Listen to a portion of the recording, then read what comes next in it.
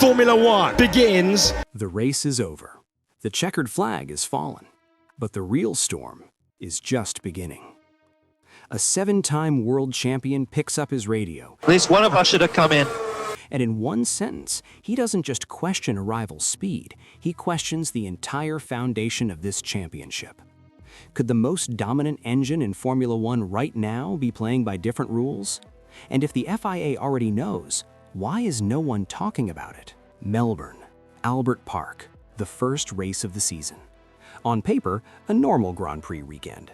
But inside the paddock, something felt wrong from the very first session. It wasn't just that Mercedes was fast. Fast is normal in Formula One. Teams find performance, circuits suit certain cars. That happens every season. The problem was how they were fast. On the straights, Mercedes had a reserve of power that appeared exactly when they needed it most, accelerating out of corners with an ease that no other team on the grid could replicate. Rivals looked at the data, then looked again, because the numbers didn't make sense through aerodynamics alone. And then came the radio that changed everything. All the work. Gracias, everyone. Back to the factory. Still the result. Lewis Hamilton, now in red, watching those silver arrows disappear ahead of him, got on the radio. And what he said wasn't frustration, it wasn't emotion, it was surgical.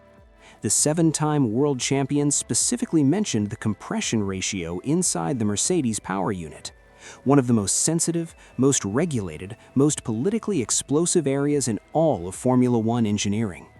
This wasn't a guess. This wasn't a driver venting after a bad race. This was a man who spent over a decade inside that Mercedes factory, who knows exactly how that team thinks, who understands precisely where performance can be hidden inside a power unit. When Hamilton says the word compression ratio on team radio, engineers across the entire paddock go silent. Because that comment doesn't come from nowhere. But that was just the start. Because what Hamilton said next was even more dangerous. He didn't just identify what the advantage might be. He warned about when the FIA needed to act. His message was clear.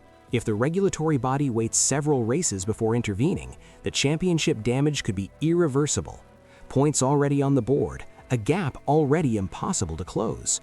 Without saying it directly, Hamilton had just put the FIA on notice. The paddock heard it, the engineers felt it, and the question was now impossible to ignore. Fast forward to qualifying. George Russell, 1 minute 18.518 seconds. Pole position.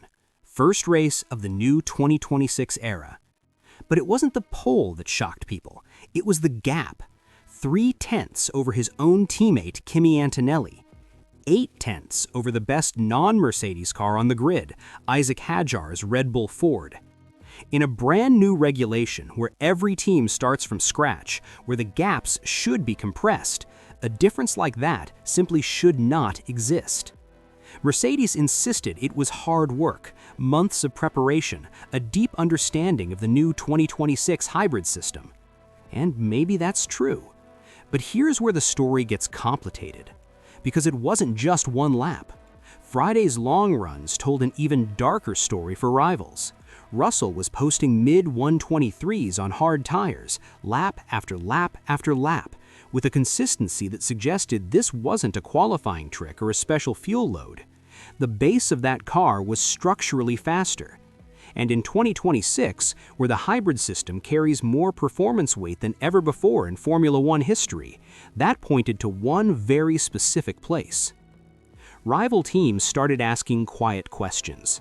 Not accusations, not formal protests, just questions directed at the FIA about energy deployment, about hybrid system maps, about how electric power could legally be used throughout a lap under the new regulations.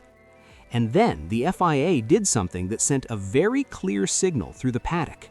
They started looking closer at the Mercedes W17. No formal charge, no imminent sanction, but in Formula One, when the regulatory body begins collecting additional technical information on a specific car in the first race of a new era, everyone understands what that means. The W17 wasn't just fast on the straights. It was fast in fast corners. It had brutal acceleration, and somehow it was also conserving energy better than anyone else on the grid. All of it at the same time. in a regulation no one had raced before. The advantage didn't come from one area. It seemed to come from the complete integration, combustion engine, energy recovery, and electrical deployment working together at a level of efficiency that the rest of the field simply couldn't match. And that is the most dangerous kind of advantage in Formula One, because it isn't a trick. It isn't a loophole you can close overnight. It's a structural gap. Meanwhile, as if the weekend needed more fuel, Antonelli's car was released from the pit lane with the cooling system still attached, an immediate FIA investigation, a fine for Mercedes. A small incident on its own. But inside a weekend already surrounded by scrutiny, it only made the atmosphere darker. So, where does this go? Scenario 1. The FIA reviews the data, finds nothing formally illegal, and Mercedes races away with this championship. The new era begins exactly like the last, one team years ahead of everyone else. Scenario 2. The investigation deepens. A technical directive closes the gray area mid-season. Mercedes loses performance overnight, and the championship resets with half the points already gone. Scenario 3. Rival teams find their own version of the advantage. The development race accelerates, and what started as a Mercedes story becomes the defining technical battle of the entire 2026 generation. Has Mercedes genuinely engineered the perfect 2026 car? Or have they found something inside the regulations that no one else was bold enough to look for? And the real question, the one no one in the paddock wants to say out loud, if the FIA already knows, what are they waiting for? One thing is certain, the fastest car on the grid right now isn't just winning races, it's changing the entire conversation around this championship. And in Formula One, that's where the real battles are always fought, not on the track, behind closed doors.